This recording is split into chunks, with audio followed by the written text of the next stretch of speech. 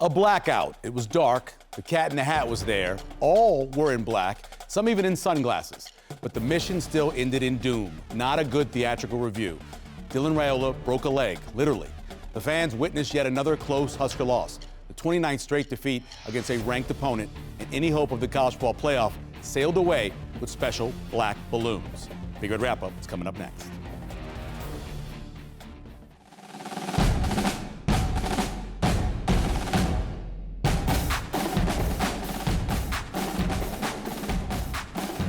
Hi, everyone. I'm Michael Severi. Welcome to Big Red Wrap-Up on Nebraska Public Media.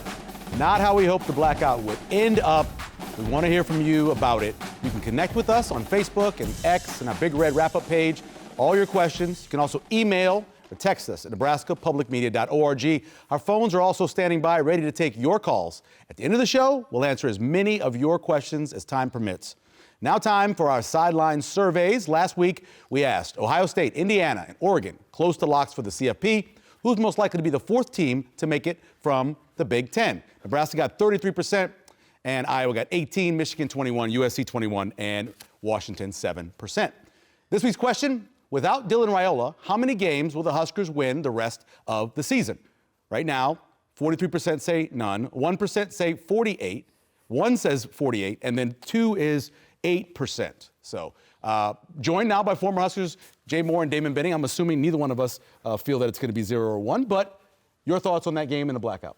Yeah, I tell you what, the energy was electric. I love the look of it. The black uniforms, the black end zones, I loved everything about it. I know we're catching some grief because the back in black coming out. I know with Iowa playing it, but I'm all for that one game scenario year. We have the black. I loved it. I thought the effort was great. The game plan was really, really good. What honestly it comes down to was just Dylan getting hurt. I think if he's healthy, Nebraska wins that game, and unfortunately that's not the case. It's hard to put a young quarterback, a freshman quarterback, even though he has played some time, going in the second half when you're up by 40, 50 points against Akron, Houston Christian is vastly different than playing a really good USC team at night when the lights are very, very bright. I thought the defense, even though stopping the run wasn't as good as it needed to be, but again, they got the necessary stops. That was my biggest concern, was can the defense create enough stops to get the ball back to the offense? And they did, holding that offense to 21 points, but just not enough not weapons off, but just with TJ Lateef going in offensively, you're just not able to capitalize as much as you can when Dylan went from the playbook.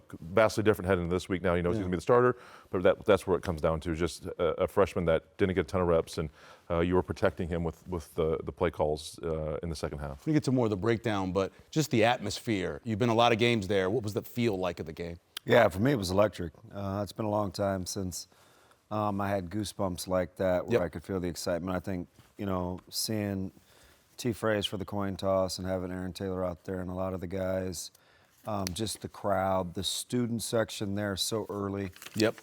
Blacked out was sensational. So I felt like from an environment standpoint, it was electric. And there were times where I felt like Nebraska really played their best ball. So, it's like Jay said, right? You want to keep your quarterback healthy, and I think for Nebraska, there's lots of thoughts and narratives and commentaries on how Nebraska plays defense, and I think it's not even remotely close to one of my main concerns. You can't stop it all. Last year at this time, we were whining about guys too far off, and they were throwing balls over our heads, and we were getting a 3rd and long. So, USC had 61 snaps.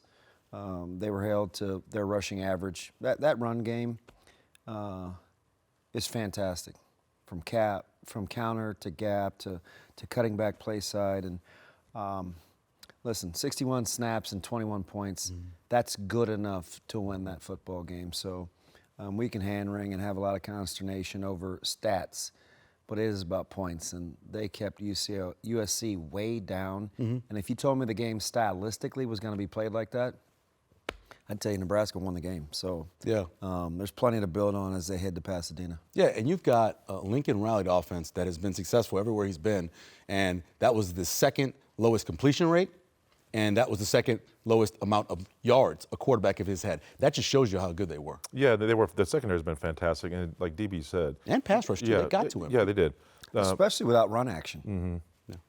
Yeah, but you look at what they're able to do, and again, you got to pick and choose your battles. When Nebraska is very, very young up front and inexperienced, in the strength of this team and the most experience is in the secondary, you got to kind of pick and choose your battles. I mean, they were right there. Not a lot of leaky yardage, not a lot of yards after catch. Guys were in the face. I mean, Andrew Marshall, all these plays. Marshall, Sierra Wright was fantastic. Holden Lamone to 2 catches for the night. I mean, that's just, I mean, I think that last time it happened was probably last year when they played Nebraska as well. So, but yeah, they did enough defensively. 100% they did enough, and it just comes down to offense and just what happened in the second half with injuries. And but no, I love where this defense is. Other than the end game result, the win or loss, I thought they executed at a very, very high level. I love the energy. I love the passion. I love the attention to detail. There's some things, obviously, you can clean up in there. You're going to have that every game. Yeah. But overall, they did enough to win this football game. Just, again, comes back to that injury to Dylan in the second half. There's so many parts of what the defense did that I don't think we don't even talk enough about it. We talked a little bit on the radio about how they only had like 9 total 3 and outs. They'd scored on the first drive like 3 or 4 games in a row.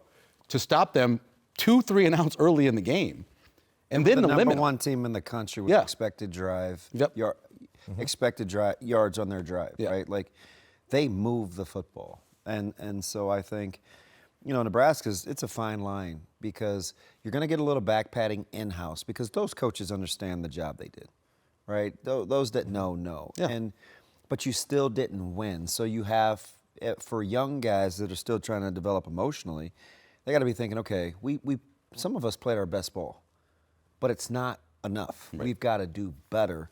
And I think when you're taking your number 2 quarterback on the road, that might be just the calibrating and focus they need to redial because they got to double down on the process. Yeah, going in, moving to the offense, and TJ Lateef coming in, and we obviously know what he does really well, right? I think he's a very accurate guy. He's a heady quarterback based on what I saw in high school, and he can move. You feel that it almost sets, you don't want to lose Dylan, but sets up pretty well against a team like UCLA does give up a lot of yards to quarterbacks running. Yeah, I'm excited to see what this game plan is going to look like. You go as a backup quarterback, and Dylan's the man. You're tailor-making the game plan about what he does best. Sure.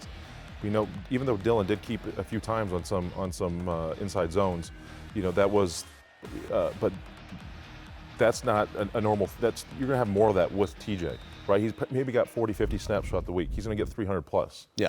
Monday through Friday. It's mentally, it's vastly different knowing you are the starter going in. So this game plan is going to look a little different. They're going to have the RPOs that we've seen, more of those.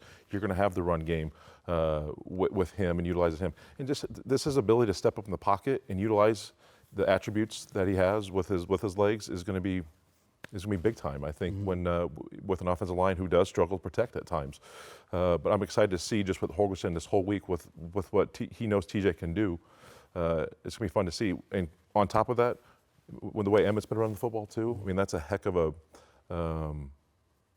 foundation to build off of with a young quarterback in a running game like that, heading against a defense who does struggle stopping the run. Coach Holgorsen was asked a question about Barney. He talked about the progression. You're going to see more progression because of the mobility of TJ Lateef, right? A chance to get to the 3rd or 4th receiver. Yeah, absolutely. And I think, you've got true triple in play now with the run threat, with the addition to the RPO, and it's really, really tough to stop. I spent a lot of time trying to stop teams defensively, and I know when quarterbacks can give you, that run action, you have a second leading rusher and a guy like Emmett, you have to be careful, right? Because there's some give and take there. Barney is electric, and he's a guy you want to get the ball to. Lindenmeyer's a guy you want to get the ball to. But for all the spreading out you do of the football, that means Emmett's not getting his touches. So I think you got to go back to something Coach Rule said a couple of weeks ago where he said they need to figure out who they need to be versus who they're capable of being, with who they want to be. So I'm fascinated by the game plan, but I do love that I think with Coach Holgorsen and Coach Thomas and in that bunch on the offensive side of the ball, you have true triple now in play with your zone read game out of the gun. Do you think, so since the first 3 games, they've been in conference play, they haven't had more than 61 snaps in a game. You think you'll see more snaps from Nebraska in this game because of the offensively, Potentially. Every game's so vastly different how the whole thing plays out. Sure. I tell you what, if the defense handles their business, Nico's a heck of a quarterback. He's He's very athletic back there as well. They have to be on their P's and Q's, stopping him, keeping him in the pocket, and limiting his run game as well.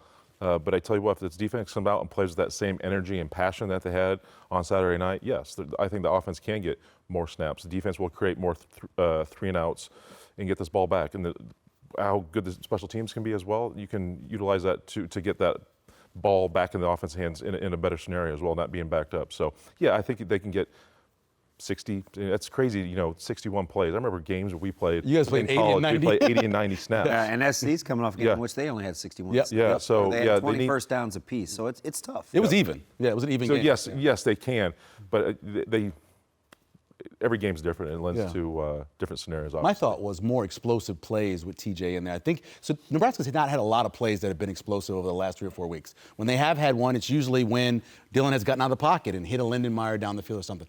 I could see more of that happening this week. Yeah, absolutely. And I think primarily because we'll see how UCLA plays it. I think they commit another set of eyes in the box. Oh, yeah.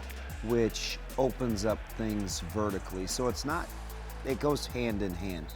One less set of eyes that's accountable to roam the secondary versus looking in the backfield will open up opportunities on the outside. I think the key for Nebraska is to play with good rhythm. Whatever that is in terms of tempo and pace will dictate the chunkability or the big playability that I think will present itself. The deal with having to have so many people playing left and right tackle and losing guys, I think you have to give them credit for the way they played, even after Pritchard went out. It was 1 sack, it was only about 4 pressures, and USC was trying to send guys. Now, even on the sack that caused the injury, it was a delayed blitz, but, I mean, they tried, and they really couldn't get to it. I don't know if we give enough credit to the offensive line. No, I thought everything in general was much improved. Like I said, other than the result, I mean, God dang, they did the necessary things. That injury just sets you back heavily in a game like this. But yeah, Pritchard come out, Kanak comes in, you switch sides. Yeah. You send Corcoran over to the right. It's just, and you got to give your tip of the cap though too to coaching there as well, to have that ability to play multiple positions. Where we say add more tools to your toolbox. Yeah. These players have that ability to do that. Sounds like Pritchard's going to be back this week, practice as well. That's going to be big for this offensive line. But yeah, the run blocking has been much improved. Yeah. But a game where USC is an aggressive defense, they held up their own against a very athletic defense. As this show's going on and we're showing highlights of Emmett Johnson running, watch how many times you see Pritchett, you see Evans, you see those guys down the field. Yeah. They're leaving the first level, they're getting the second level a lot. And that shows you what they were doing. Even on a highlight like this, that's making sure that now he made an incredible play right there. But there was a hat on a hat. Yep. On that block. As a running back, that's really all you can ask for too. Look at the surge there; it creates a nice little cutback lane, and he can afford to get downhill. And I think for as maligned as it is when tackles get beat on the edges with speed rushes, we have our mind made up on what's actually going on up front. They played 8 guys, 9 guys, and I don't know how many different combinations. At some point, you have to talk about development. Yeah. I mean, that's a nice hole to run. Yeah. Give Donnie Raiola a little bit of credit for what he's doing. But here's another thing. I really believe there was a Sunday early morning where USC defensive ends were just waking up going 48, 44, 48, 40. They just kept getting banged every time they came across. Yeah, it was some whamming. Duo, wham, it's tough. And they're really starting to get the feel for when to come off on the double, how to insert. Now, my man Hector Knock, I've known him forever. Yeah. He's got a little leaning tower of Pisa as he gets to the line of scrimmage. He's got to be careful there, but he lowers boom, and then you give a chance for Lindenmeyer and hopefully Harburg to be more pass catchers. The best way to help out a young quarterback is the intermediate passing game. Don't be afraid to utilize hash to hash with these good targets. Yeah, those guys, both those tight ends can camp down in the middle and put up a tent and light a fire. They were so open the other day. Let's go to the highlights. It was about the blackout going into Saturday night. It was an incredible atmosphere. As Damon said, it was incredibly electric. You get goosebumps from a night like that. Didn't work out at the end, but man, I think they'll do this again for sure based off of what they did there. We started off with Emmett Johnson and mentioning again some of the good blocking. Emmett Johnson taking advantage of it. Here he is for 6 yards early in the game. Isaiah Mozee, we get him in the game. Nice run here, just gets short of that first down. Over and over, Nebraska was taking advantage of what the offensive line was doing and what Emmett was doing. Yeah, the scheme early on, their ability to script and know what's going on, and if they want a 50-50 ball. Yeah. Right. So when your playmakers make plays, everything opens up to you. And 3 for 3 on third down, coming off of ending the game 4 for 4 on third down the week before. Great play right there by Williams-Nwaneri with the stop, loss of 1 yard there. Good game overall by the defensive backs, making plays on balls, 50-50 balls. You're talking about winning them on the defensive side. Another pass outside here, but still good tackling. That was another thing we didn't talk about. Not a lot of missed tackles. Yeah, and there was just a little miscommunication too on that one where he allowed him to get open, and then they kind of get in a rhythm here with the ground game. Yeah, King Miller, who again, third back, but it's the system. You watch how they block.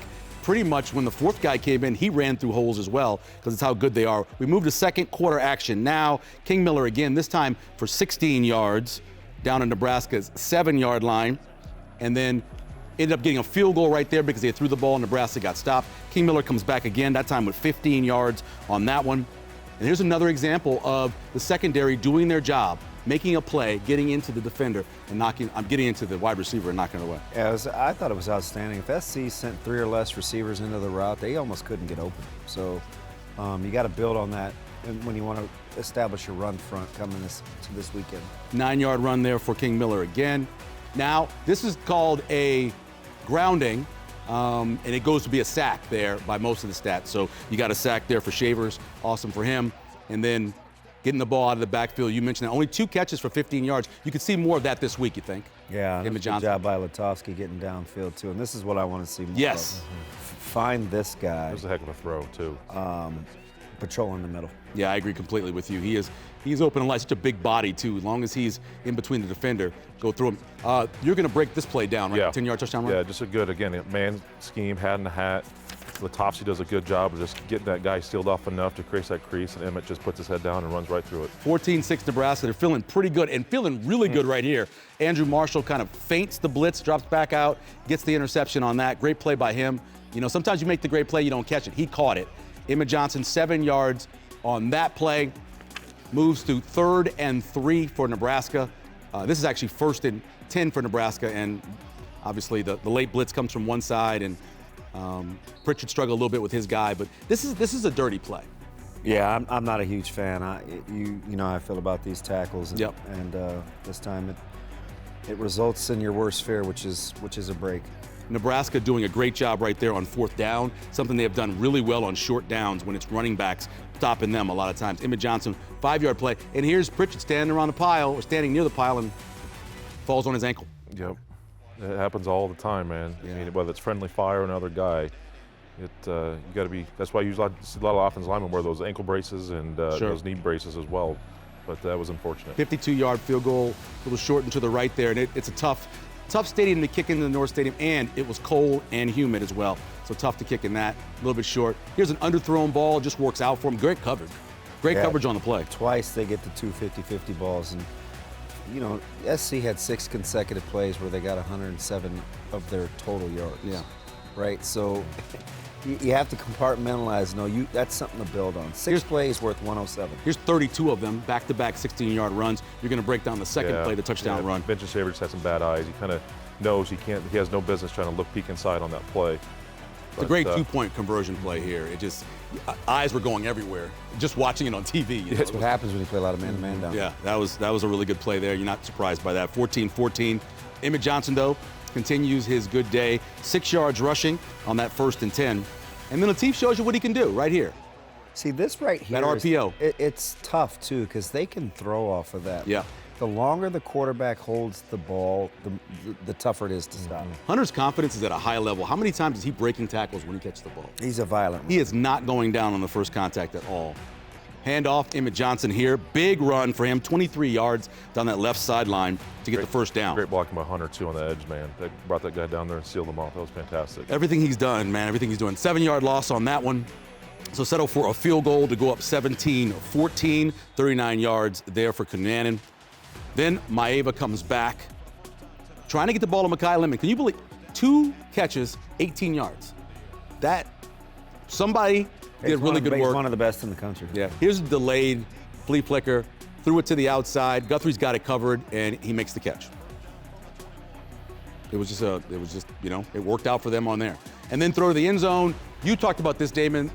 Singleton's kind of turned the wrong way. Hey, he just opened the wrong way. Yeah. He didn't have to panic. He's in good shape. Yeah. Just use your eyes. Watson Trent got to get over the top on this. Yeah, he's got to hit that quicker. You see face mask, you got to get downhill. You got to get downhill there. That's what I thought. Yeah, he ended up getting caught by the tight end and got blocked, and it was a touchdown. Emmett Johnson getting going again, giving Nebraska a chance to get a drive together. This was this close to opening up. That was so close. So close to opening up. I love the play call. Hopefully we see some more of that this weekend and the rest of the season. Yeah. This is they call this as interference, but Nebraska overall in these 3 plays forced them to be down 17 yards. So 3rd and 17 by this drive ends. And Nebraska gets the ball back. Great punt by their punter down to the 4-yard line. But Nebraska started moving the ball. A good run by Latif, getting the first down and giving them a chance to get started on the drive. Weren't going very fast because they had to go in a huddle and kind of work with the play calling a little bit. But Latif runs out here again. Got to protect the ball, DB. Yeah. Twice he lost the ball going about. It makes coaches nervous, but you need time to overcome nerves. This zone read, it's one of the things that happens sometimes. Foot of the quarterback gets a little close to the running back, and the trip happens. Yeah. But tough way to end the game, it really was. I mean, you really felt that Nebraska could put a drive together there. Here are your final stats. As I said to DB a little while ago, it was an incredibly even game overall. Look at the yardage. Look at they had 20, each had 20 first downs. The turnovers, got 2 turnovers there. You look at it overall, it was a very even game overall, but just Nebraska comes up short. Let's go to the players of the game. Emmett Johnson with a great night. 29 carries, 165 yards, touchdown, 2 receptions for 15 yards. Just a great day overall for him. And Javen Wright, who is continuing to have an incredible season. He's having an incredible season for a guy who, 11 tackles, was out for a while. So let's go and break down a couple more key plays from the defeat. Let's go over to Mr. Moore for Jay's plays. All right, welcome into Jay's Plays tonight. Let's take a look at the 10-yard Emmett Johnson touchdown run. Emmett had a fantastic game tonight. But as we look here, great man blocking scheme here. You're going to see Cochran's going to kick out on the right. Spindler takes that guy, the defensive tackle, towards the field side. Evans is taking the nose tackle. Latofsky does a great job getting this linebacker that tries to fill downhill.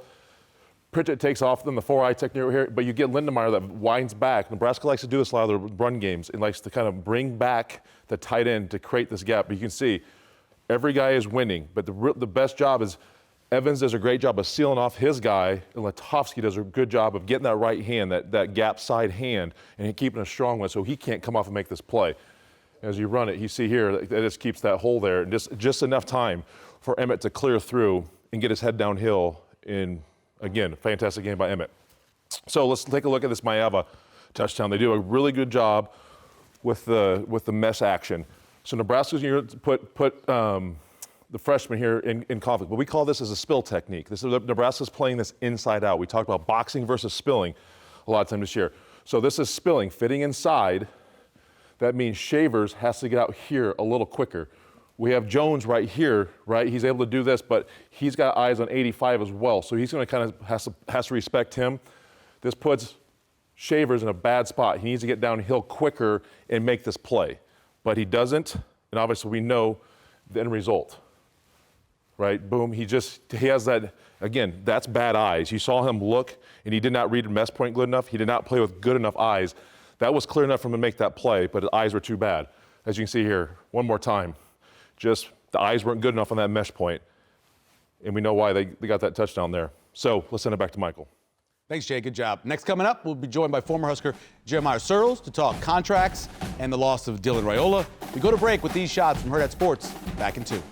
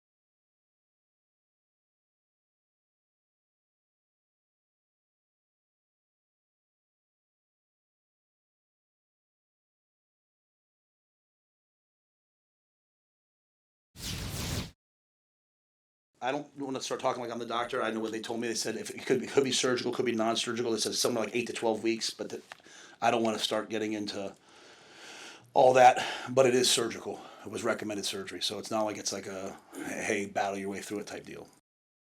You know, if anyone says anything about Dylan, just know this: the kid had a broken leg and he was warming up and begging me to play. That's all you got to know about that kid to know who he is. It had an effect on all of us, of course, knowing that's our boy. And just if it was any one of our teammates, like, we would feel some kind of way for him. But being that that's my boy, I feel bad for him that it's happened to him. But I feel like God don't make mistakes, and I feel like he's going to come back stronger, and we're going to have an even better season next year. I took some responsibility for that, and I was really sad when that happened, and hard watching that play back over again. And I felt terrible for him after the game, and had a moment with him, just hugged him. Yeah. Dylan was incredible on the sidelines. I mean, it was unfortunate. We had momentum. You know, we were going to go score, and that game was going to end differently. We all know that. But the reality of it is our crowd was probably better after it happened. Our players didn't flinch, didn't blink. Credit to our defense for going out there and getting a stop, didn't let them score on that turnover. And credit to TJ and our offense for going out there and just continuing to fight and continuing to play. The players were there. Yeah, no doubt. It just comes down to, talking with him during the week, making sure that, we're doing everything on our part, preparation-wise, to help him out. And then it's really just, every man on the field, whether it be, offense, defense, or special teams, just doing their most to just make him comfortable. Just doing your job a little bit better for him, just to have him settle in better in the game. All right, let's welcome in our guest this week, former Husker offensive lineman Jeremiah Sirles, joining us on Zoom. Jeremiah, how you doing? I'm doing fantastic, boys. How about yourselves? We're doing well. We want to start off with, as a guy who handles some contracts, your thoughts on rules extension, some of the details in there, the way they handle it, didn't necessarily increase the base, but added some bonuses. What'd you think of it? I thought it was the exact right move. You talk about how do you steady the ship and how do you make sure that you have long-term development over a program. Well, you don't change every single year.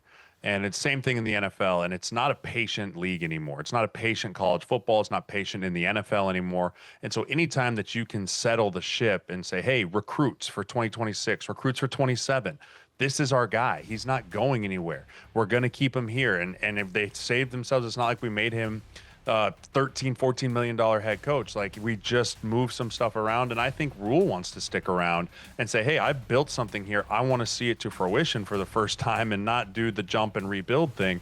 I felt like it was the right move by Nebraska. I also don't think there was another option besides extending him, as long as we wanted to quiet the rumors around.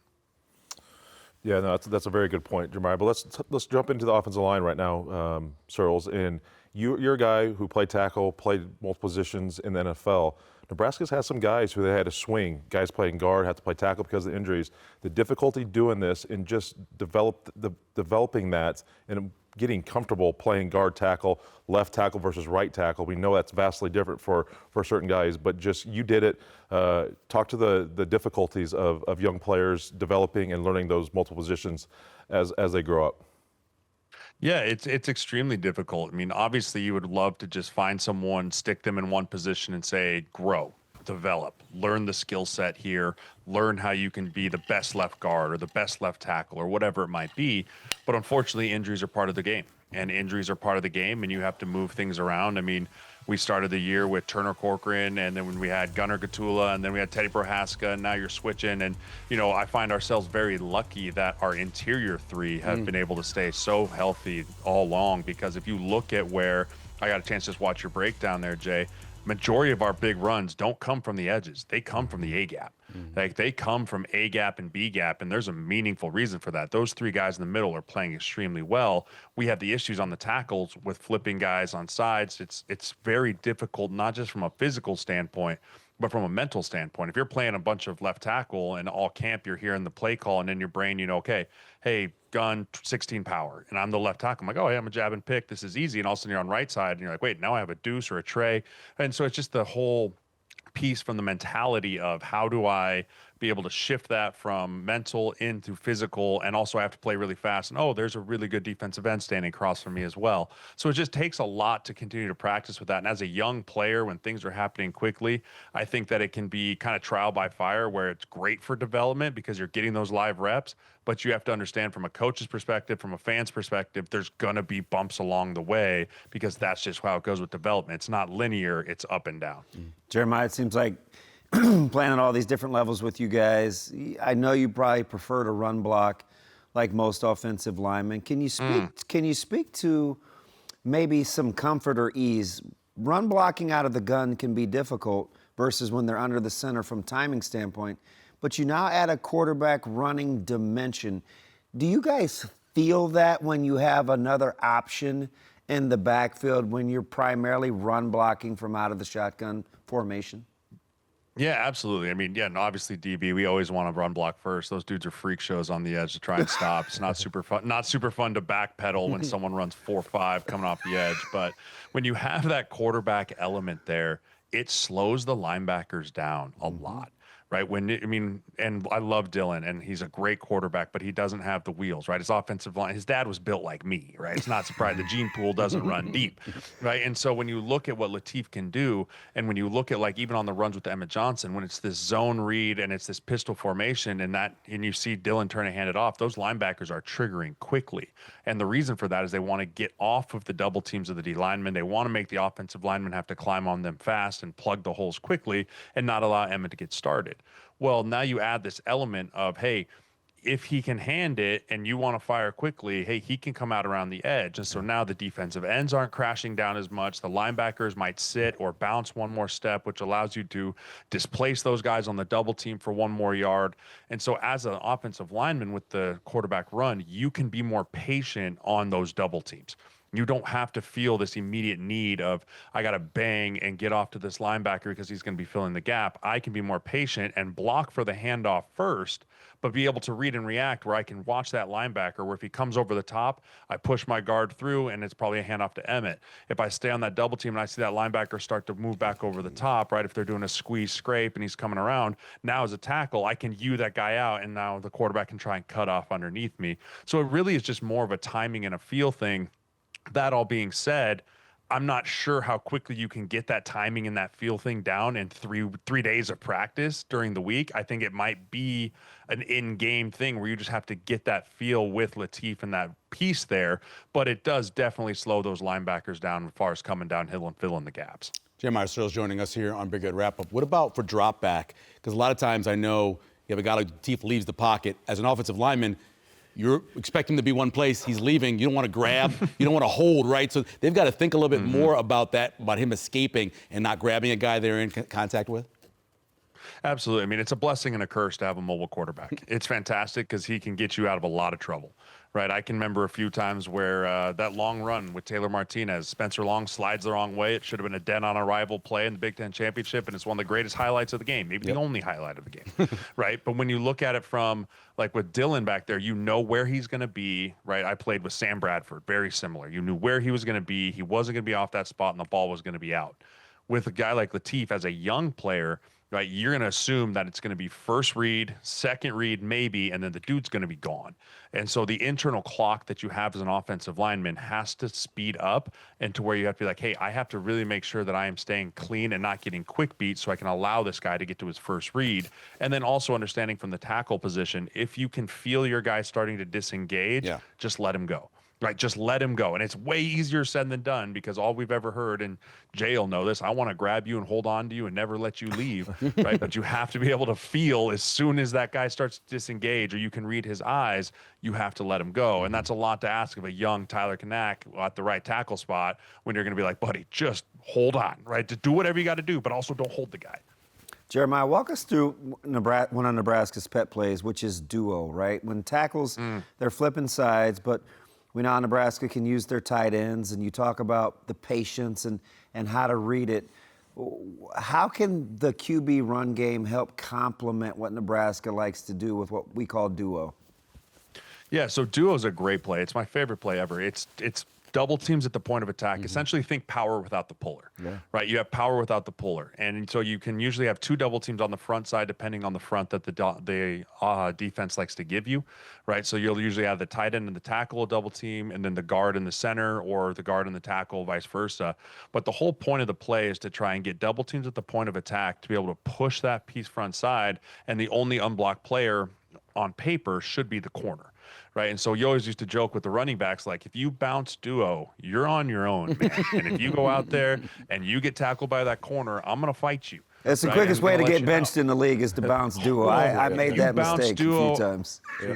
Yeah, you bounce duo, and you're going to have 5 offensive linemen looking at you like, you want to die, right? So that play is fantastic if you can execute it. But what's really great is you can get that duo play, and the pop pass that comes off of it to a guy like Luke Lindenmeyer can be deadly, right? Deadly, because you're used to double team and double team and double team. And now that linebacker's going, I'm not letting this happen again. And you go double team, and then you just leak Luke out late up the seam, and there's going to be a play there because the safeties are going to be moved around, right? Or you can go duo power, you can go do or play action and roll Latif out to the 2 receiver side and have a quick down the field like you did to Key, and then something coming across. And so the play actions off of duo are fantastic because it makes the linebackers have to feed up in there and then panic drop, and there's that nice cushion between where the linebackers panic drop and where the safeties are playing, where you can really try and take some advantage of stuff up into the middle of the field. Searles, I'm going to keep it super nerdy and stay in with some more X and O's here. Nebraska at time has been picking up blitzes and pass pro, but the miscommunications with offensive tackles and running backs at times this year. But just talk about the intricacies of picking up those blitzes when you're kind of zoning one way, man the other, and you have either a back chipping outside or he's filling inside, and just the communication that has to happen, understanding the protections and where MDM, most dangerous man, all these guys are coming from, and how easy it is if you're just off a little bit that you have a guy running free to the backfield to the quarterback. Yeah, and that's going to be big this week on the road, right? You know, you're talking about a young quarterback and who's going to be pointing the protections. And I think Justin's done a really nice job of at least making sure we're all on the same page, because as an offensive line, you can be all 5 wrong and still be right. The problem becomes when you've got 4 guys doing one thing, 1 guy doing another thing, or 2 guys and 3 guys, or whatever it might be, and then you throw the back into that mix, and that's where you get the free runners, and that's where you get the guys coming free. And so it's really important that everyone be on the same page, even if it's not the right call. Right? Even if we come up there and we identify the wrong linebacker, but everyone understands that that's the identified linebacker. So these 3 guys are sliding to him. These 2 guys are man on this side, running back. Your scan starts weak to strong or strong to weak or whatever it might be. As long as everyone can be on the same page, we'll be okay. Right? What's been happening and what it looks like happens sometimes when we have those miscommunications is it looks like the offensive line is blocking empty protection when it's really a 6-man protection. And as a tackle, specifically a tackle away from the slide side, your job is to block inside out on empty protection, right? You got to protect that B gap imperatively so that your quarterback can then throw hot off the widest guy. And I think back to that Minnesota game where Gunnar Gatula sets direct vertical, he slams the door on the inside guy because he thinks it's empty. The defensive end comes free when actually Emmett was standing there to take the inside guy, right? And so those type of miscommunications lead to catastrophes, because when you have free runners, right, that's sacks, that's sack fumbles, that's quarterback trying to force something. And so communication is the starting block point of all protections, and then from there comes the execution side of it, which when we get lined up right, then you have to worry about more of the X's and O's execution side and the physical side, but we don't have the option here to not be all communicating and be lined up and be all right. Jeremiah, we appreciate it. Remember, get a nap on Saturday because it's going to be a long night. Yeah, 1 to 3 a.m. with Coatney there for Big Red Reaction is going to be an interesting time. But yeah, I'll definitely try and get a little nap in before the game starts for that 8 p.m. Central. And then, yeah, have fun landing, DB. When you land, it's going to be 10 degrees outside. So make sure you bring a coat. Yeah, he said 5 a.m. arrival. That's the first and foremost what I'm concerned about right there. Jeremiah, we appreciate it, man. Enjoy the game. Hey, appreciate you guys. Go Big Red. All right, when we come back, we'll talk some recruiting and look ahead to the Bruins and top plays here on Big Red Wrap-Up.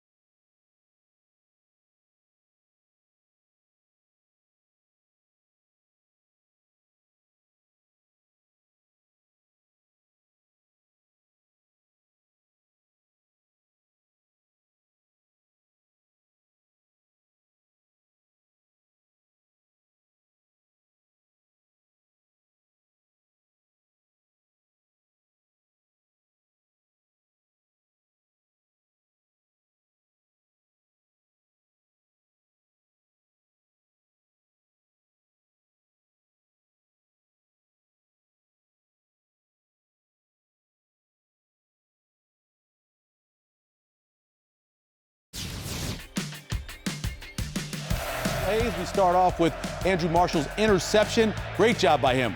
Got in the way and caught the ball. That's his job. He got it done. Number 2, Emmett Johnson's touchdown. We broke it down for you earlier on Jay's plays. Great blocking. Great job by Emmett, exploding through the hole as well to put him up 14-6 early in the third quarter. Key touchdown catch here in the corner.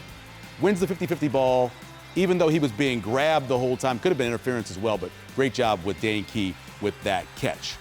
Let's talk some recruiting. Sean Callahan, it was a big weekend. The sideline was full of guys. Yeah, maybe one of the bigger weekends we've seen in terms of just volume of visitors that had Husker offers. I mean, it was just, you look around, like Matt Rule said, 5-star, 5-star, Yeah. 4-star, 4. I mean, it was an incredible scene. Unfortunately, they didn't win the game, but I still think the atmosphere itself sold a lot of recruits, especially when you start to think 2027 and beyond. Nebraska lands a 4-star wide receiver. Yeah, Tate Ellis joins the class of 2027. Another 4-star. The storyline now, he's out of Fort Worth, Texas, but the 2027 recruiting class is currently ranked 4th in the country. So I know a lot of people confused about why the 2026 class is not ranked highly because of the roster spots they have, but they are well on their way to a nationally ranked class here in 2027. Talk about an in-state guy setting records at wide receiver spot. Yeah, you look at Amarion Jackson tonight from Millard South, 6'1", 185. Has put up numbers his entire career. Yeah. He has a chance to be one of the all-time leading receivers in state's history. Really the number one option for Jet Tamala in this offense. He'll go to Iowa State, and we'll have a chance to maybe see him again on Nebraska Public Media as they got to get through Westside, though. We know that could be the big semifinal matchup there, as I see David Benning getting geared up. He's always prepping, no doubt about that. Thanks, Sean. Let's get to our trivia question.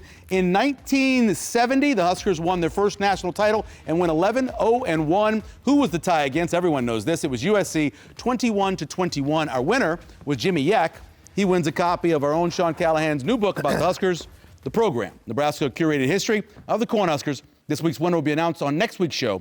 This week's trivia question. In 1972, Bob Devaney's last season, UCLA upset number 1 Nebraska. How many game winning streak did that end, and what was the score of the game? Let's move on to Husker history. The Bruins are also part of Husker history. On September 18th, 1993, 8th-ranked Nebraska went to the Rose Bowl, and the star was born that day as Lawrence Phillips rushed for 137 yards. I'm leaving this part about subbing out for David Benning because I think that is just mean for you to write that, Mick. That's what I think about it. Yeah, not great. Big loss there, of course, by Nebraska. But DB had a good game. Did he have a? Yeah, the D had a really good game. 14-13. Yeah. Turning our attention to present UCLA Bruins. Let's talk a little bit about the team. Now, there was a stat in there about that was wrong for Osborne, and I was like, I can't say that because they lost to Arizona State in '96, so I knew that was in there. But let's talk about what this UCLA team has done in the last 5 games. They fired their coach, and they have gotten better as they've gone along. Yep, they have Neuheisel now been taking over the play calling, and with Deshaun Foster being fired, Nico, they've been utilizing his.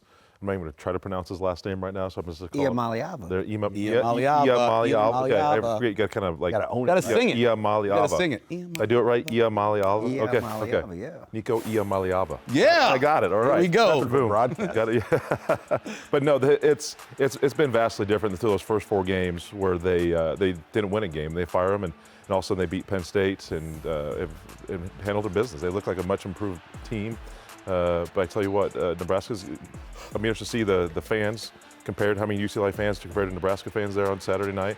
But they have to be, again, on point. This is a much improved team defensively. Going to have to handle their business. And again, with Nebraska with a very young quarterback, it's gonna be an interesting scenario. Yeah, the stat within the stats, so their offensive efficiency has gone down every week since the initial coaching bump, and now they're operating in about the high 30% after starting out at about 51, 52% with their offensive efficiency. The key is they're now healthy. They got 4 running backs, all over 200 yards. Nico leads them with 300. They get their left guard back. So they're coming off a bye. What that means, I don't know, except for they're healthy now. So we'll see if the numbers get another boost after getting a chance to kind of self-scout. All but 3 starters on the defense came from somewhere else. It does show you that the portal is not always a way to win. right? Because that's a lot of guys they brought in from Oregon and Texas Tech and all these places, and they aren't exactly producing a lot. Yeah, I was talking to a USC writer, and he's like, usually when I look at UCLA, I can almost name their whole roster because Yeah. they're all guys from the area. He goes, I only know like 5 or 6 LA area guys yeah. because they just went out, and I mean, they even brought in a bunch of new coaches, and some of them got fired pretty quickly with the staff changes they made after Deshaun Foster's firing. So, yeah, it's been a mess, but they've navigated through it where they're still thinking bowl game out there. I mean, this is a game for them. If they want to get to 6, they've got to beat Nebraska, and then there's an opportunity for them to maybe play in a bowl game. Let's look at the Big Ten standings, where Nebraska sits, and the rest of the Big Ten. You almost need 3 pages for this, how big the Big Ten is right now. But yeah, you look at what Indiana is. Indiana, UCLA ran against the team in Indiana, just basically scored whenever they wanted to. I felt bad for them. Ohio State, Michigan, Oregon. We talked about who that 4th team is, and then there's where Nebraska's sitting in there. Remember, by the way, Nebraska's 6-3. For everybody out there, I just want to give you an update. Nebraska's 6-3 on the season. Doesn't always feel like that. Are you surprised that Michigan still controls their own destiny? By the way I saw them play early against Oklahoma. They still control their own destiny. That's crazy. They have been playing great. Some interesting games around the Big Ten this week. Big Noon has Penn State looking for their first win at home. That's not an interesting game, man. Indiana. Ohio State goes to Purdue on BTN. And another interesting matchup. This one actually does intrigue me. Oregon going to Iowa. It's only the 3rd time they made a trip to Iowa City. And you know what they do in Iowa City? They upset teams. It's what they do. Iowa's Watch out. 20th in the new playoff poll. Yeah, and 20. Here's our playoff poll right here. Big Ten in the CFP. Ohio State at 1, Indiana at 2. There's Oregon sitting at 9, USC at 19, 20 at Iowa, 21 that Michigan team that Damon was talking about, and 23 Washington. And here's the bracket coming up next on there. You can see that it's a lot of teams. There's a Notre Dame over there. There's a BYU over there. There's a Memphis over there. A lot of teams. Well, how good are our guys on set to have the graphics and the updates? This just came out. I wasn't expecting that. This just came out an hour ago. These guys are fantastic Let's here. check out the sideline survey. Without Dylan Raiola, how many games will Nebraska win the rest of the season? And 56% of people who are haters say none. 32% say 1, and only 10% say 2 right there. So 12% basically say 2 or 3, and I guess 4 would be with the bowl game. Let's take a look at the upcoming schedule as we know what's coming up. UCLA this week, 8 p.m., Big Fox, so you don't have to worry about if you have, YouTube TV, you'll be okay. Then Penn State on the road again, and then come home for what will be a very, very cold game against Iowa. I'm guessing it's going to be very chilly. It's always cold. Always very chilly. One of the big questions has been over and over again about getting T.J. Lateef in there, right? Now that he's there, what's your feel? I'm excited to see what he has. I'm excited to see, giving the staff, the offensive staff, a full week and knowing mentally that he's stepping in. He's number 1 QB. So I'm excited to see just how they prepare him, what they're giving him, what his first 15 look like, and just getting him in the rhythm. You got a really good running back, a really good running game. Utilize that. He's a better athlete running the wise than Dylan. Utilize that, and get him some short intermediate throws to get him some rhythm. Get him to Lindemeyer. Get him to those great receivers that we have. Get some action to Harbor. I think this is a good opportunity to utilize your weapons and get him into a really good. Get him comfortable early on. That's what you want to do with a young QB on the road. Got about 4 or 5 people asking this question, including Wes on Facebook. Do we need to outlaw that hip drop tackle in college? You're asking the wrong guy. I cry about tackling all the time. It upsets me. It infuriates me. It's even worse when it's somebody whose family that I'm super close to, like Dom and his son. So, yeah, I think I text you. They got to be a year away from this being illegal. Have to. Enough's enough with the drop. Is it illegal in the NFL? It's illegal now with the twist. Yes, okay, that's what I they had thought. that in there. What about the quarterback lineup behind Lateef, Sean? Jalen Gramstad would be your number 2. Then Granddad. Marcus Davila is going to go back to 3. Now, he didn't travel to the 2 previous road games. So your 3 spots, obviously, a guy that's not been on the road with the team of the Purdue transfer. But, yeah, Gramstad, I mean, you got to be prepared for him to play because if you're going to run the quarterback like we think Lateef is going to run, he's going to be suspect to a hit or 2. So that number 2 guy has to be ready to go this week, just not knowing what to expect from the true freshman. Utah, Dampier had 87 yards rushing. New Mexico's quarterback had 85 yards rushing. Drew Aller, Penn State, had 92 yards rushing. Malik Washington had 67, and Mendoza had 45 on just 5 carries. People run the ball that are quarterbacks against this team. It's just hard because there's no free safety, right? You're playing 11 on 11, so it's mano a mano, your guy against our guy. And I'm just curious to see. He's so well liked. He kind of has this charisma, and the guys will rally for him. I'm excited to see how everybody wants to step up and do their part for him. Dwayne says on Twitter, I'll give this to you, Jay, he says, I think Butler's doing a great job as defensive coordinator. I don't think they'll realize how young and undersized the D-line is. Yeah, they are young. There's some big boys up there. Noweri, and I don't think. I'm glad you're not buying into that. They're narrative. not undersized. People. Thank you. I've stood next to them at practice, like Keanu Davis, Noweri, Judy, Moore. There's some big boys now. Yeah, they are You don't young. have a 300-pounder. I think that's what they're Sure, looking at. but I think they're just. It's this. It's how they're attacking and DB's onto this. You got to kind of pick and choose right now. Yeah, if they had, trust me, the run game will be a little bit better next year with Keona and Noweri and some of those other young guys that they're going to bring in. But yeah, you got to kind of pick and choose how you want to attack, and you want to limit explosive plays, right? And you want to do that, limit through the air. So that's what they're trying to do, and they've been darn good at doing it. Yeah. I get it. You want to be perfect, but it's hard to be perfect. Sean, how important is it going back to LA, perform well? They're getting a lot of guys out of there. You got people that are going home, giving out a lot of tickets this weekend. Well, yeah, and especially now with the Big Ten and the teams out west. Yep. I mean, for Nebraska, they're always going to go west for one trip a year. So it's just a natural fit for Nebraska to try to get 1, 2, or 3 guys a year from that part of the country. And I think there's 5 or 6 LA area guys currently on the team. Then a number of West Coast guys from places like Phoenix that are excited for this trip. Former high school quarterback Damon Benning, you're Dylan Raiola. What's the best advice you can give TJ going forward the rest of the season? I think it's trust, right? I hope Nebraska shuts him down kind of from the media this week, and just trust in the game plan. Now, there's a lot of nerves, and he's going back home, and he's a California kid. All that aside, I think it's just trust your teammates. Those guys will rise to the occasion. The defense is dialed in. They know they've got to step up. I just think 94 K-State going to Manhattan. Oh, yeah. Everybody was chomping at the bit to see where they could get in where they fit in because of how well Turman was received. I see a lot of that in Latif. How many carries did LP have in that game with a broken thumb? Yeah, well, listen, we sat around and looked at ourselves and we were like, we can help out too. Yeah, no doubt. Get some help, no doubt about it. No doubt about it. What do you think in terms of any big explosive plays? You expect more of that? Because I know it's a lot of questions asking your trick plays, throwing the ball down the field more. Potentially, I mean, you could utilize some of that. Again, it's just you got to pick and choose your battles. Where you're going to take your shots. If you get a good run game going, boom, heavy play action, over the top. Take your shots. Yeah. Burning question, Sean. My burning question is, what will this game plan look like for TJ Latif to come out and have success? Dana Holgorsen is putting something together as we speak to try to give Latif, obviously, his best opportunity on Saturday. How motivated are you coming off of what you felt like was a good performance against USC and one you let get away? How motivated are you? Nico Iamaleava. How do you still work on that? Keeping him in the pocket. He is athletic. He is dynamic in that spot. Keeping that young D-line, keep him in the pocket to limit his scramble. My burning question is, can Nebraska win the third quarter? It's the only quarter they're losing so far this season. Win the third quarter out of halftime, you can win the game. For our picks on how the season will end, check the prediction on Facebook, X, and Big Red Wrap-Up, our webpage. As a reminder, the next game on TV will be Saturday night, prime time, 8 o'clock from the Rose Bowl. The sun will be set.